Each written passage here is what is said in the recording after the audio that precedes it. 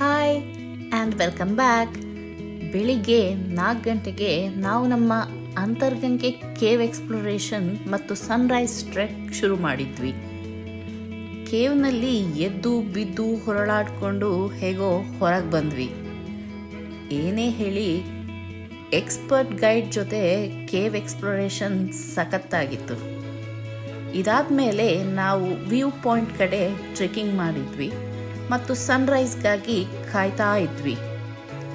ಅಂತೂ ಇಂತೂ 7 ಗಂಟೆಗೆ ಸೂರ್ಯದೇವರು ನಮಗೆ ದರ್ಶನ ಕೊಟ್ಟೇ ಬಿಟ್ರು. ಬ್ಯೂಟಿಫುಲ್ ಆಗಿರೋ ಸನ್ರೈಸ್ ನೋಡಿಕೊಂಡು ಹಾಗೆ ಕೆಳಗಿಳ್ಕೊಂಡು ಬಂದ್ವಿ.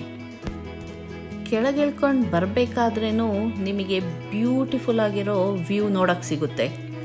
ಎಲ್ಲಿ ನೋಡಿದ್ರೂ ಬಂಡೆಕಲ್ಲುಗಳು. ನಂತರ ನಾವು ನಮ್ಮ ಬ್ರೇಕ್ಫಾಸ್ಟ್ ಮುಗಿಸ್ಕೊಂಡು ಬ್ಯಾಂಗ್ಳೂರ್ ಕಡೆ ವಾಪಸ್ ಹೊರಟ್ವಿ.